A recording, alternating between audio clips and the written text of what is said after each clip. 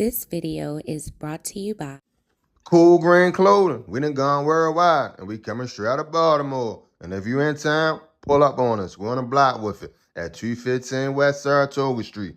And if you're not in town, go online right now at coolgreenclothing.com and make your purchase. Oh yeah, and by the way, if you ain't cool and getting the green, you're in the way. And that's just basic. What's going on, YouTube, fam? This your boy Tony 2 times, and we back with another episode of the Baltimore Way, man. Before I start, be sure to tap that like button. Definitely watch this video to the end so you can hear the full story and all the details in the case. For my day one fam, y'all already know it's all love. Thanks for tuning back into another episode. If you're new to the channel and you feeling the content, feel free to subscribe. Definitely hit that notification bell so you can be notified every time we drop a new video. Oh yeah, feel free to share the channel with your peoples. Everybody is welcome. With that being said, let's get right into the story. Most people have individuals in their lives that they are close to and rotate with on a regular. That's not family. Some call them their friends, homegirl or homeboy, they ones, whatever term fits the situation. By now, we all know friendship can be a wonderful thing. The respect, bond, looking out for each other, having somebody that's going to be there for you, right or wrong.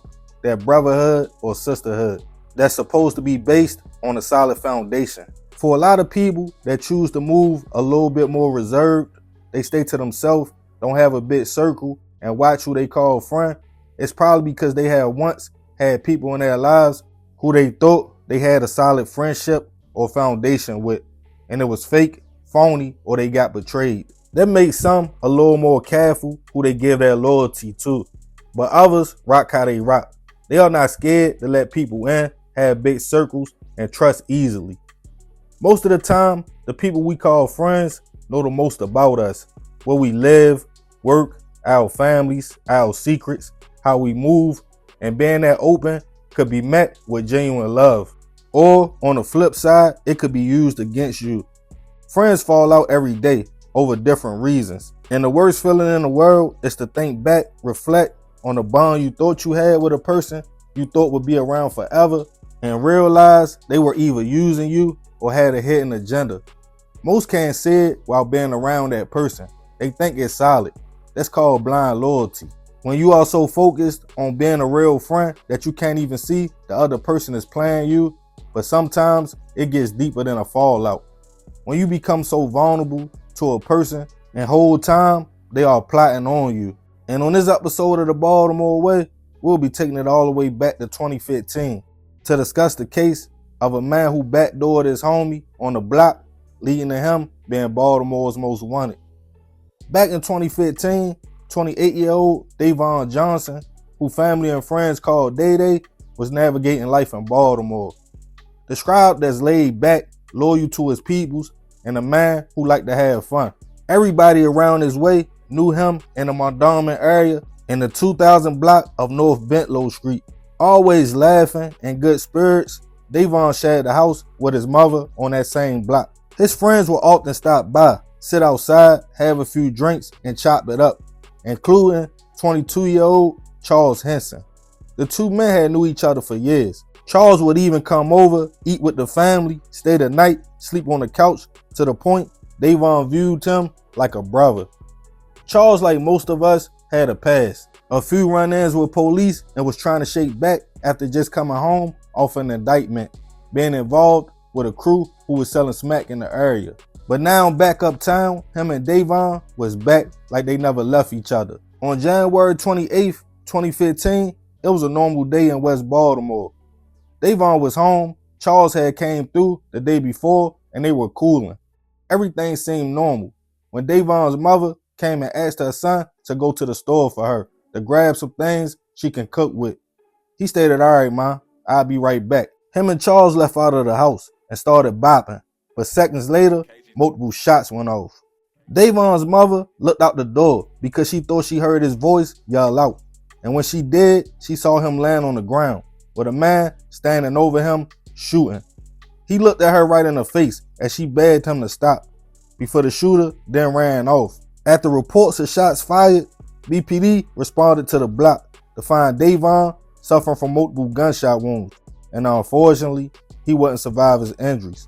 At first, police had no leads or suspects. It was people outside. Davon's mother even saw who shot her son. But in a city like Baltimore, with the no snitching code, talking to police could get you hurt. So at first, everybody stayed quiet. But the next day, police received multiple calls from people on the block, and Davon's mother claiming the person who took his life was his own friend Charles.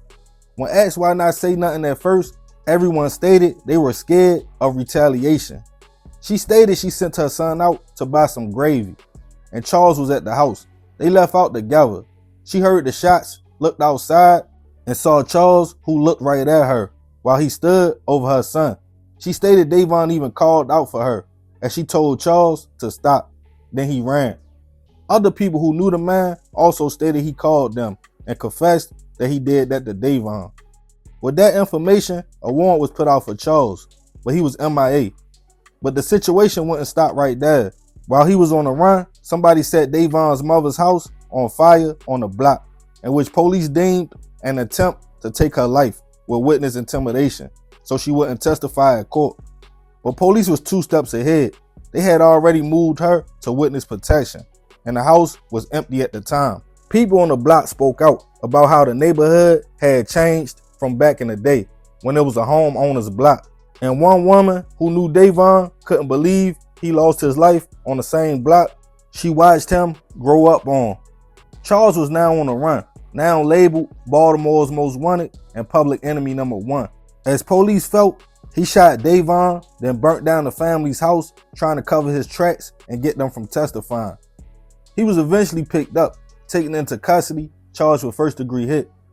As the case made its way to trial, some initial witnesses couldn't be located, and the first trial ended with a mistrial. But the case was tried again. This time, multiple witnesses took the stand, including Davon's mother. She stated Charles ate with them, stayed at her house, and her son looked at him like a brother. She told the court she couldn't believe the face she saw standing over him, and stated he just kept shooting and shooting. With that, Charles was found guilty on a lesser charge of second-degree hit. Police couldn't prove he was the person who set the family's house on fire, so no charges was ever brought up. And in 2017, he was sentenced to 45 years in prison. Rest in peace to Davon. I send my prayers and condolences to his family, especially his mother, who had to watch her son go out like that. Some say it was over an argument while Charles snaked his homie. Others say they don't know what it was about. Either way, that's cold. To stay at your friend's house, look his mother in the eyes, eat her food, knowing what you're about to do to her son. It's an old saying, keep and watch your enemies close, but watch your friends closer. In situations like this, nobody will really ever know why Charles crossed his homie. Only he know what he was thinking at the time. But it definitely lets you realize a handshake, a smile could just be to rock you to sleep. So you won't pay attention to the real agenda, because you never really know what the next person is thinking. But I'm gonna leave this one open for discussion. Y'all let me know y'all thoughts about the situation. And have you yourself ever had a friend or associate you felt like was a snake or a threat to you? Let me know your experiences in the comments and how it played out. Yeah, man, crazy situation. Rest in peace to that man. I definitely send my prayers to his family. But I ain't gonna talk too much more about this one. I appreciate you if you made it to the end. It's another episode of the Baltimore Way. It's your boy Tony 2 times. Love, fam. I'm out. Yo, what's the word, fam? We got a deal for you so you can get your fashion right this summer to get 10% off your purchase at Cool Green Clothing. All you got to do is click the link in the comments. I'm going to pin it right there for you. Add your items for purchase in the cart. Before you complete your order, type in code 2x10TV to get 10% off your purchase. Again, be sure to tap that link, because without that, you can't get your discount. And that's code 2TIMESTV10. We appreciate your love and support.